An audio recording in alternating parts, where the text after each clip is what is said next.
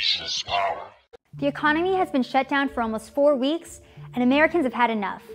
As tyrannical governors extend lockdown orders, police force citizens to wear a face mask, and even fine people for attending church, Americans are beginning to stand up for their constitutional rights amid this unconstitutional shutdown. Before we get into all of the ways Americans are standing up against their local and state governments, let's do a quick refresher on the Constitution and the First Amendment, which states that Congress shall make no law restricting the freedom of religion, freedom of speech, freedom of assembly, freedom of press, or the right to petition. But let's focus on those first 3 freedoms, starting off with the freedom of religion. Churches all over America decided for Easter Sunday to stand up against the social distancing orders that forced them to close their doors. In Mississippi, the Temple Baptist Church decided to hold a drive-in Easter service, where attendees congregated in the parking lot. To ensure they followed all CDC guidelines, the church had all attendees stay within their cars and listen to their pastor through their radios with their windows rolled up. However, despite following CDC guidelines, police officers began issuing $500 fines to attendees, even though the city was still permitting citizens to attend nearby drive-in restaurants with their car windows rolled down. In Kentucky, churchgoers who attended Easter services were met with nails scattered in their parking lot and police threatening to record the license plates of attendees to force them into a 14-day quarantine. In protest, citizens still attended church services, covering their license plates with cardboard in an attempt to evade the police. And more church attendees and pastors are beginning to stand up. In Louisville, a local pastor sued the mayor for trying to stop drive-through church services.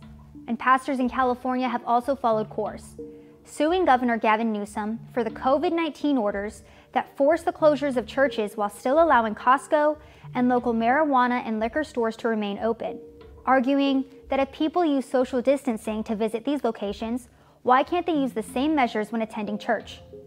The DOJ has also filed a statement of interest in the Mississippi church case, sharing that it strongly suggests that the city's actions target religious conduct. As coronavirus lockdowns are extended in various states, many Americans have also begun utilizing their freedom of assembly and freedom of speech to protest the extended shutdowns. In North Carolina, more than 100 protesters rallied to reopen their economy, sharing that their governor's stay-at-home orders were unconstitutional and would lead to the death of the state's small businesses. Police were at the protest telling citizens to keep 6 feet of distance, and the event ended with 1 arrest, with the police department sharing that protesting is a non-essential activity.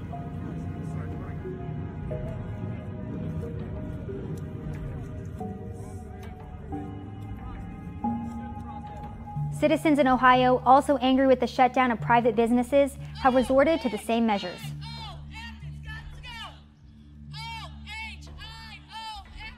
In Michigan, citizens are planning Operation Gridlock, a large in-vehicle protest at their state capital to counter their governor's strict lockdown orders, which bar all unnecessary travel between 2 homes within the state and stop the sale of gardening supplies. Their goal is to get 500 cars to gridlock Michigan streets to make their unhappiness with their governor's strict lockdowns known. As the government allows abortion clinics, liquor stores, and marijuana dispensaries to remain open, deeming them as essential businesses, Americans and their families are eager to reopen the economy and to reopen their private businesses so they can begin paying their bills and feeding their families again. With a record 17 million Americans unemployed in a matter of weeks, and the COVID-19 death projections used to shut down the economy proven wrong every single day, Americans are beginning to stand up against these unconstitutional government shutdowns with a message that is loud and clear: reopen the economy. This has been Savannah Hernandez for Action 7 News.